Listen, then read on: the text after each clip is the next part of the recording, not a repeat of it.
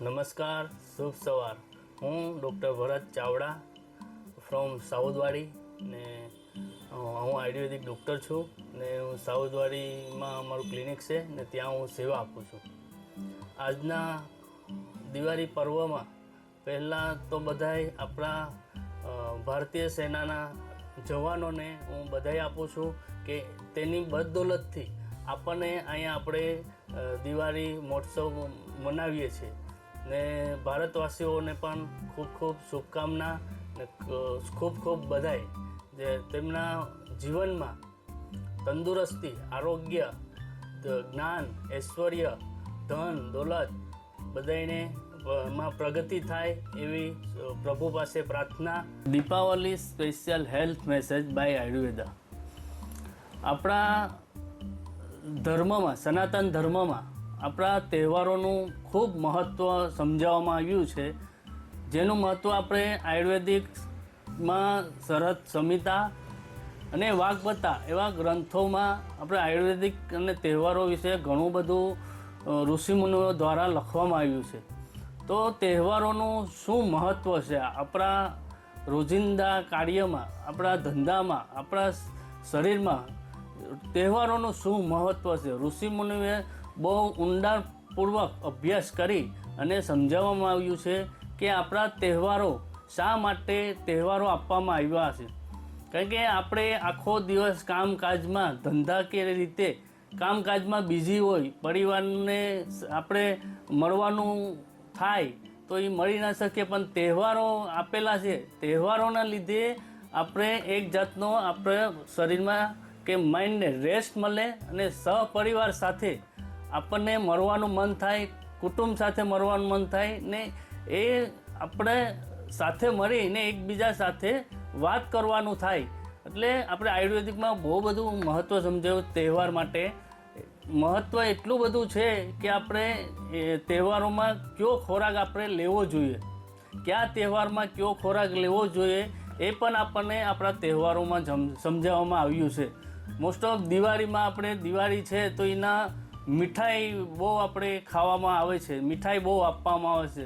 તો હેલ્થની બાબતે મીઠાઈની જગ્યાએ આપણે તળેલી પણ વસ્તુ આપવામાં આવે, ફરસાણ આપવામાં આવે, એની જગ્યાએ આપણે હેલ્થી ખાઈએ.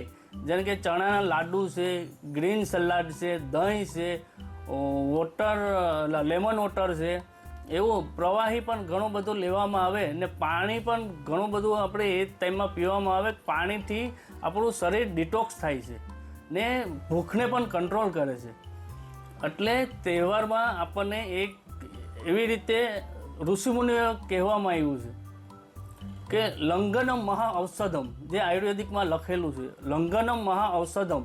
લંઘનમ એટલે ઉપવાસ. ઉપવાસ છે એ આપણા શરીરને કેટલો બધો ફાયદો કરવામાં આવે છે. લંઘનમ મહા ઔષધમ એટલે લંઘનમ, ઉપવાસ એક ઔષધિ તરીકે આપણને આપ્યું છે, જે ઔષધિ તરીકે ગણાય છે. ઉપવાસથી આપણા શરીરને ઘણા બધા ફાયદા થાય છે, જે આયુર્વેદમાં ઘણું બધું એના વિશે ગ્રંથો લખાયેલા છે ઉપવાસ વિશે. એટલે આપણે આપણા શરીરને ડિટોક્સ કરવા માટે ઉપવાસ પણ ઘણા બધા જરૂરી છે. અને આ દિવાળીમાં આપણે ઋષિમુનિઓ જે કહી ગયા છે કે આપણે ઘરની સાફ સફાઈ દિવાળીના ટાઈમે શા માટે કરવામાં આવે છે.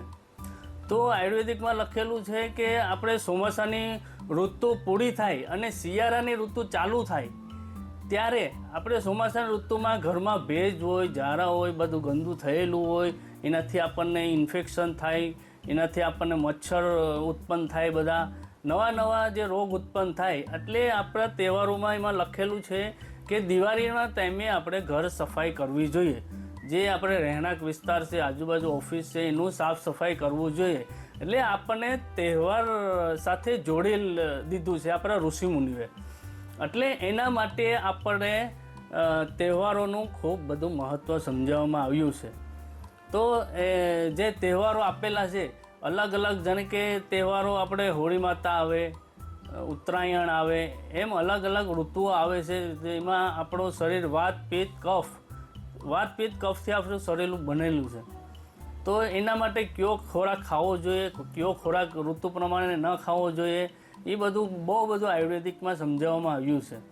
તો આપણે દિવાળીમાં એ આપણે હેલ્થ માટે સજાગ રહેવું પડશે, કારણ કે હમણાં દિવસે દિવસે આપણને હમણાં નવા રોગ આવતા જાય છે ને દિવસે દિવસે રોગમાં ઘણો બધો વધારો થતો જાય છે. એટલે આપણી લાઈફસ્ટાઈલ આપણે ચેન્જ કરવી પડશે ખાવા પીવામાં, કારણ કે આપણે આયુર્વેદિક પ્રમાણે જો ભોજન લેતા હોય તો આપણે કોઈ દી બીમાર નહીં પડે.